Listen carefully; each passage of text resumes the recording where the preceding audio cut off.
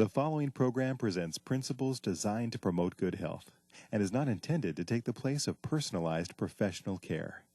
The opinions and ideas expressed are those of the speaker. Viewers are encouraged to draw their own conclusions about the information presented.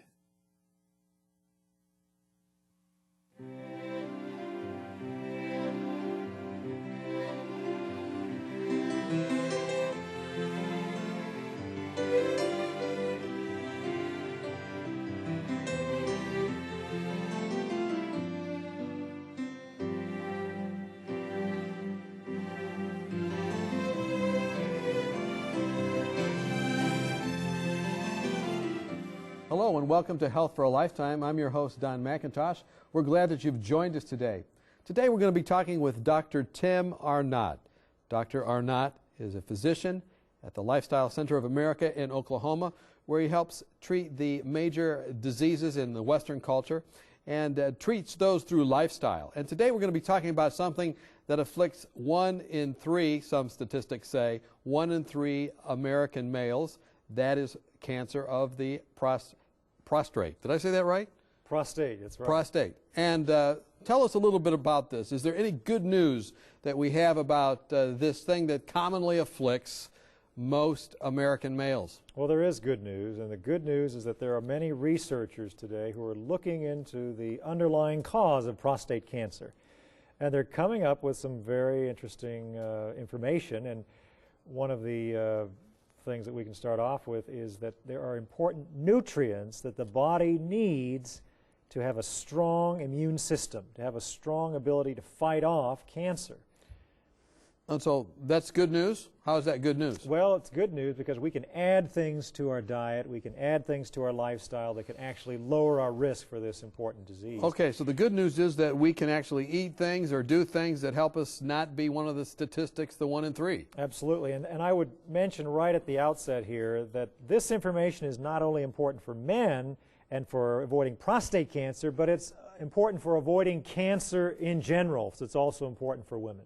Okay, so you women that are watching today, come back. Don't leave. Don't leave us. This is going to help you as well. We're going to be talking about physiology, and we're going to be talking about how the Creator has designed our body so that if you cooperate with His physiology by what you eat, what you drink, what you do, you can strengthen your ability to fight cancer. Now, some people have said there's a substance called selenium that protects the prostate? That's right. There's studies going on right now looking at prospective studies where they're giving one group placebo, a water pill, they're giving another group selenium. And what is selenium? Selenium is a trace mineral, and it's found in whole grains. I emphasize whole grains because most grains that Americans eat are refined and processed. We call it enriched in this country. But it's one thing they don't put back is selenium. Okay. And selenium is important because there is an enzyme system that the Creator put inside of our bloodstream. And this machinery, its job is to mop up, to get rid of, to sponge away free radicals. Okay. Free radicals are highly reactive, highly unstable oxygen chemicals that are being thrown off, being produced by the cells of our body continually. The Loma Linda Nutrition and Health Letter stated some months ago that every cell in the body, the DNA of every cell, the genes, the genetic material, gets about 10,000 hits every day from these free radicals. From every cell? In every cell? Every cell. So, whoa. In other words, if you're going to protect yourself from damaged DNA, which is the cause of cancer, then you better be able to get rid of these free radicals. Well, you can do that with this enzyme system that the Creator put in our bloodstream. And this enzyme system, glutathione, depends upon selenium. And so if you don't have enough selenium coming in, then the body's not going to be able to make enough of the enzyme system to protect you adequately. So this is like our homeland security system of the body. That's exactly right. Got to have this selenium. That is exactly right. So like my body right now, right inside, it's just popping. There's all kinds of different things happening. You can think of it that way. I'm like a popcorn machine. That's exactly right, and that's why Dr. Brooks at Duke University has discovered that individuals with the highest selenium levels have about a 70% lower risk of prostate cancer than those men with the Wow, 70%. lowest selenium levels. So 70% lower risk, and all those things are smashing around inside, but if you got the selenium, they can make sure that doesn't That's impact one of the you. factors. But again, this is an enzyme system that all of us have, men and women. Okay. And so they've actually recently shown that individuals with the highest glutathione activity in their bloodstream have the lowest risk of developing a coronary event, a heart attack or a bypass. So it not only protects from prostate, exactly, but also heart attack. because these free radicals not only damage DNA, which can lead to cancer if you get enough damaged hits and you get them in the right places on your DNA, but the free radicals can also damage cholesterol, oxidizing it, and that's what leads to coronary artery disease. So again, what's the highest, give me the top 3 highest foods in selenium. Well, the very highest food Yeah. is Brazil nuts. Brazil nuts. But aren't those Brazil high in fat? nuts. Well, they're high in good fats. You see, the Creator put good fats in the nuts. It's the animal products that have this saturated fat, and it's the packaged foods that have the trans fatty acids. Those are the bad fats. Brazil nuts, what's another high food with selenium? Well, before we move away from Brazil nuts, 3 Brazil nuts will have 400 micrograms of selenium, and that is the amount that's being used in a study right now to see if men can actually lower their risk of prostate cancer. So you can join the study and get the benefits before 10 years are up and they finally tell us. So take 3 nuts a day. 3 nuts a day, or you can get whole grains, red winter wheat, different whole grains, garlic. There's a number of good sources, but whole grains are really the one that you want to remember, and Brazil nuts. Okay, about that stuff we can eat. What about stuff that we drink or beverages? I mean, a lot of people in America drink the good old cow's milk. That's right. Is that good for the prostate situation? Well, actually, a very interesting study, the Adventist Health Study. Dr. Jacobson and his colleagues there in Norway have found in the Adventist Health Study that men who were drinking soy milk more than 1 serving a day, so 1.5, 2 servings a day of soy milk, had about 70% lower risk of prostate cancer. So this graphic, help me with it. The soy milk, it says 0.3 there. What's well, that? what you want to remember about the graphic is the shorter that bar, the better? The better. Okay, and, so soy milk is 0.3 versus 1, and so you're saying right. 1 is like 10 minus 3 is 70%? That's exactly That's where you right. get that? Okay. So that 0.3 is only a third of the prostate cancer risk of someone who does not drink soy milk, rarely or not at all. So do you drink soy milk? Yes, I do. Do you like it? Well, I must say this. It's wet and it gets the cereal moist, but I don't drink it as a beverage. Okay.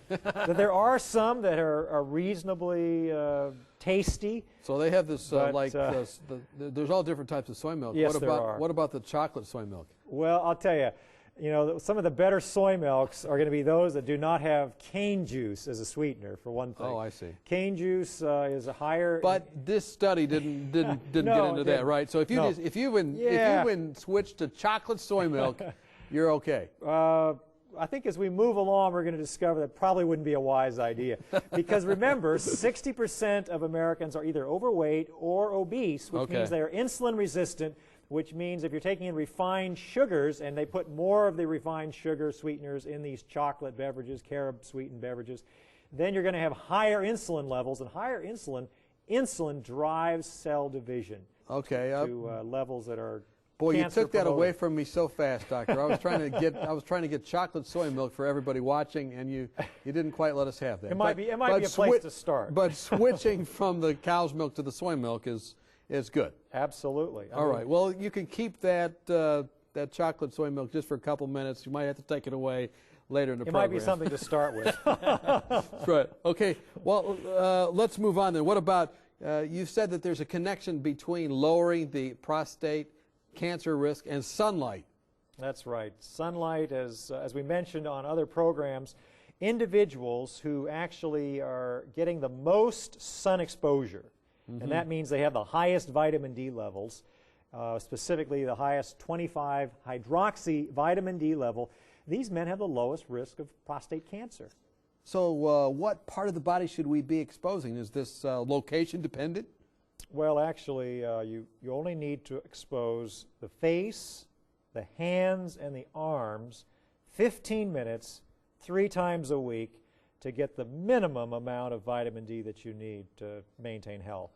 That doesn't sound that hard at all. It's really not. But for someone that works night shift, it would be, for someone who works night shift, frankly, you can get a full spectrum light that does put out ultraviolet. Now, you wouldn't want to look at it, but if you were in its presence, face, hands, and arms, you can make vitamin D that way as well.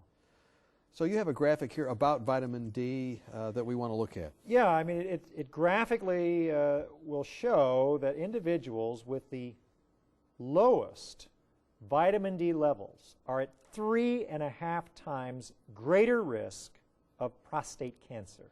Okay, so that 3.5 is the lowest vitamin D level, and that shows their risk at the bottom. Yeah, it shows their risk much greater, 3.5 times greater than those individuals with the highest vitamin D levels, which, you know, the lowest risk would be set at 1, and then the researchers... What if someone already has prostate cancer or prostate cancer? You know... That's a very interesting question. In fact, Dr. Dean Ornish has looked, and other researchers at Duke University, for example, have looked at individuals who already have prostate cancer. And they have taken these prostate cancer cells and they've put them into cell culture and they've exposed them to serum of the patients. For example, Dr. Ornish, serum of the patients before they went on a special lifestyle program, and then the prostate cancer cells after a lifestyle program. And for example, one of those lifestyle programs, they simply put these individuals on a diet that was about 10% fat.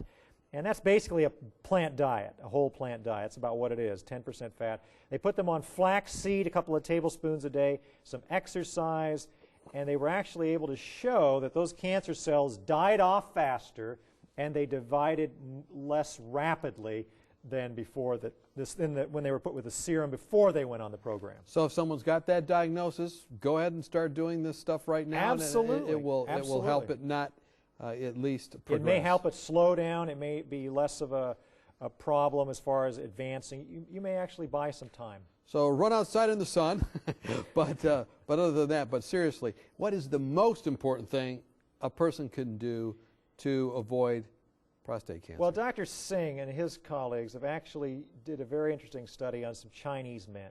Okay. And they actually took men and they watched these individuals. They divide them into 2 categories. They divide them into a category of the lowest distance around the waist, in other words, the smallest waist, okay, the lowest insulin level, and watched for their incidence of prostate cancer.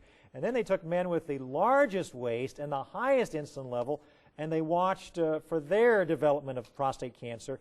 And what they discovered was individuals with the greatest waist size and the highest insulin levels had up to 8-fold greater risk of prostate cancer. I think you have this on a graphic, don't you? Yes, we do. And in fact, it dramatically shows that if you have a lot of insulin resistance, which means you have carrying a lot of extra fatty tissue in the abdomen, and you have a high fasting insulin level, you're 8 times as susceptible. You could be up to 8-fold greater risk of prostate cancer. And this is one of the greatest differences in risk that we see. So if I see someone that looks like a pear instead of an apple, in other words, they have that if they have big belly, large belly, and they're a diabetic, and they know that, or even if they don't know that. Absolutely. Well, those individuals also would typically get prostate cancer earlier in life, and it'll be more of an aggressive prostate cancer. It'll be a higher grade, and so it'll be more difficult to deal with. Many prostate cancers are indolent, and there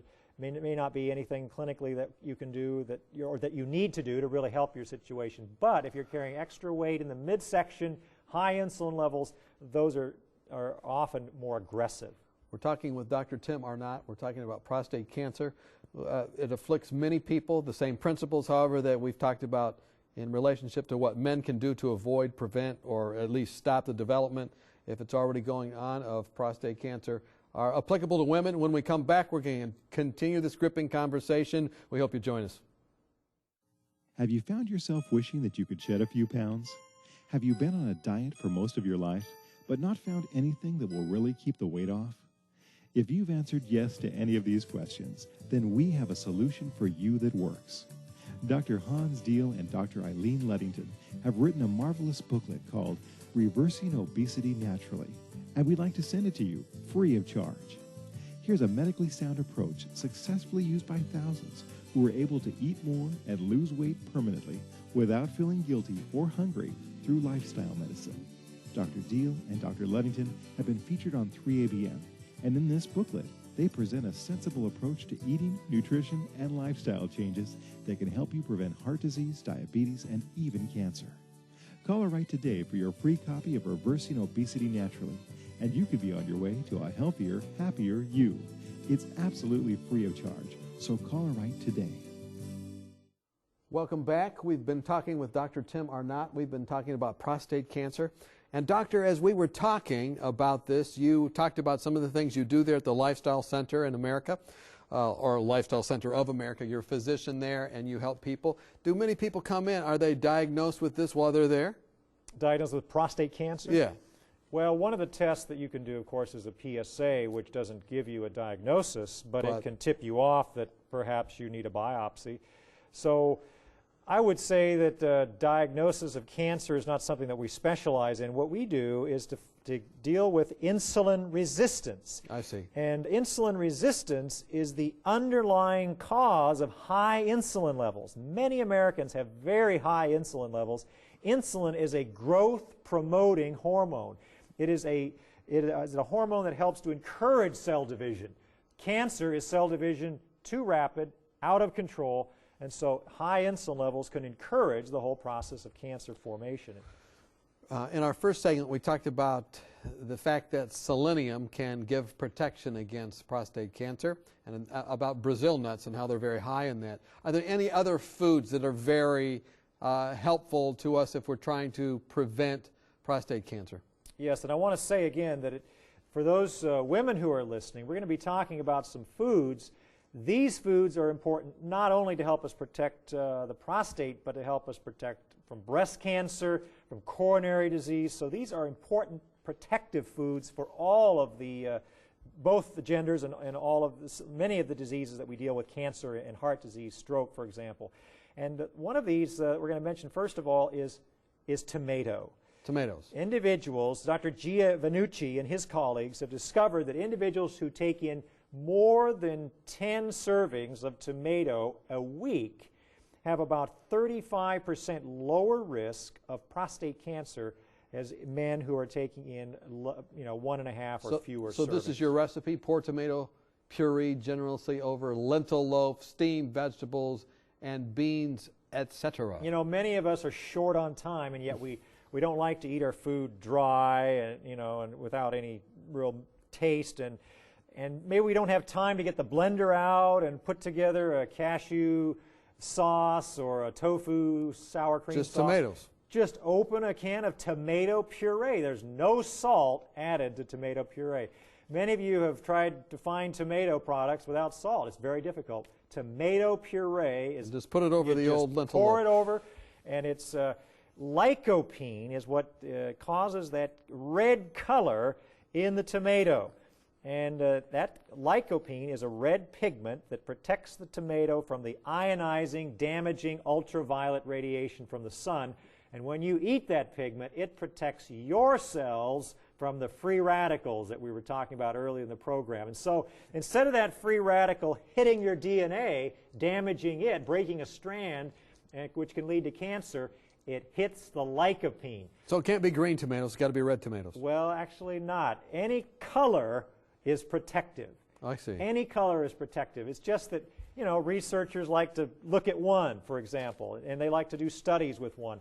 But they've actually shown if you do 3/4 of a cup of tomato sauce a day, you can significantly lower. Ketchup protective?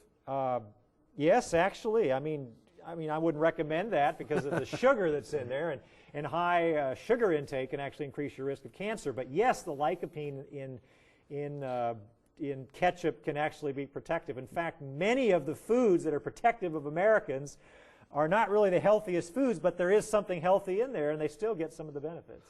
What's the next one on our list here? Well, one of the other things that we should mention is just dairy products, for example. Well, we have Brazil nuts here. Okay, well, we'll talk about Brazil nuts. Brazil nuts, again, are the selenium. Okay. The selenium in Brazil nuts is very important for feeding the glutathione reductase enzyme, which job it is to get rid of those free radicals. Those ping pong balls smashing around in the body. Disease is largely an issue of what you do with free radicals, whether they just ravage through the body and damage your tissue at will, or whether you have taken into your body these pigments, these colors from whether it's the red of the grape or whether it's the purple of the blackberry, whether it's the green of the spinach. Spinach is one of the highest antioxidant foods in the vegetable kingdom. And in bringing those into the body can get rid of those free radicals, protecting your prostate, your breast. What's the next one on our list here? We have, okay, switch from skim milk. Skim milk to soy, yeah. Recently in the American Journal of Clinical Nutrition, there was an article that showed that individuals who drink the most dairy products, and we're talking about 2-3 servings a day, they have the highest risk of prostate cancer versus men who use the least dairy. It's about a 35% increased risk in prostate cancer for those men using the most dairy. So putting that together with our earlier study by Dr. Jacobson, if you switch from dairy to soy, you're going to get a significant improvement in prostate cancer risk. Okay, our next thing on our list, we are just going through a number of these. We have choose scrambled tofu in place of eggs. It's well known that testosterone, for example, increases the production of prostate cancer. In fact, it's one of the reasons why men are discouraged from injecting or having testosterone injections. It could increase your risk of prostate cancer. Well, there are, in the foods that the Creator has made, there are steroid-like compounds. We call them phytoestrogens, for example, phytoprogesterones, phytotestosterones. These are plant compounds that are like those sex hormones. And what they can do is they can bind to the testosterone receptor, for example, or the estrogen receptor in the case of breast tissue, and they can actually lower the overall sex hormone effect on that tissue. And of course, the testosterone promotes growth. Estrogen promotes growth. And so if you can lower the net effect of those sex hormones in the body, you're going to have lower risk of promoting a cancer in those hormone-sensitive tissues. So moving away from a dairy product towards a soy product would do that? Absolutely. Okay, our next thing on our list as we look at foods that protect, use cashew or tofu-based sauces in place of cheese. Oh, everyone's gasping. You're taking the cheese. But are these, how does this work? Well, actually, it's very similar. The fat, there have been studies showing that the high fat intake, especially the high animal fat intake, the saturated fat intake can actually increase your risk of cancer. And so cheese has more saturated fat than meat, actually. In fact, it has more saturated fat than any other food that's out there. And it actually has more cholesterol than meat as well by a little bit. So, cheese is something that you don't want to switch to if you're trying to move away from meat. You want to move past the cheese and on to the nuts and seeds, olives, avocado. Those are the good fats, and those are the kind of fats that are going to actually help lower risk of cancer. Our next on our list we have, as we're moving down foods to protect, spend 15 to 30 minutes in direct sunlight daily. I guess this has to do with the vitamin D. Absolutely. Vitamin D, is something that, we've talked about it before, but it's worth talking about again because people really aren't getting the message. We hear about it, but we need to act on this. We need to get out in the sunlight because there are actual vitamin D receptors on the prostate tissue. And in fact, it's recently been discovered that prostate cells are actually able to produce the active form of vitamin D right there in the prostate tissue. We actually thought it was just the kidney, but studies out of Boston University have revealed that the prostate cells are actually able to make this active form of the vitamin D, but they must have the 25-hydroxy to do it. And you only get that when you get that sunlight on your skin producing that free vitamin D, which can then go to the prostate cancer So vitamin cell. D supplements won't help then? Well, actually, vitamin D supplements will help. In fact, we would recommend that you do both. That you go out and get 15 minutes of sunlight twice a day. As you're walking to buy those supplements. That's exactly right. And that you also, because the reality is that we are an indoors culture. And I don't know if that's going to change anytime soon. So get out when you can, 15 minutes twice a day. Hopefully you can do that. But also take a vitamin D supplement. And currently it's recommended that we get at least 1,000 international units a day. Now, I can tell you that that probably won't raise your level if your level is low. In fact, you may need to take, in fact, what we do at the Lifestyle Center of America is we put individuals on 50,000 international units once a week for 4, 6, 8 weeks, get their level up to about 30, 40, 50. That's the safest level, and will give you the lowest risk of prostate cancer in these epidemiologic studies. So it can't get too high. Someone has said over 150 is too high. That's correct. So if you're taking any kind of supplement that's not a water-soluble type thing, or you don't get rid of it by urinating, you need to make sure and get that level checked now and then. That's right? correct. And actually, to be very honest with you, it's going to be very difficult for the average person to get a D level that's toxic, because researchers have actually shown that you need about 10,000 international units a day to get to a toxic level. Two questions I want to ask you. One is, what do these recommendations do to help a woman's risk against cancer? And then lastly, what kind of screening should we be doing? And we have about a minute and a half. Well, if we talk about vitamin D, for example, remember that our vitamin D levels, the highest vitamin D levels, are not only helpful for men, protecting them from prostate cancer and colon cancer, but women with the highest vitamin D levels also have the lowest risk of ovary cancer and breast cancer. So that's important. Lycopene is important not only for the protection of the prostate DNA against damage from the free radicals, but it will also protect breast cell DNA and ovarian cell DNA against the damaging effects of free radicals. So this is a program for women as well as men. Absolutely. Now, I want to put up that last graphic about a test that we need to have. What is this test we need, and when do we need to have it? It's a prostate-specific antigen test. It should be done at age 50 in a man.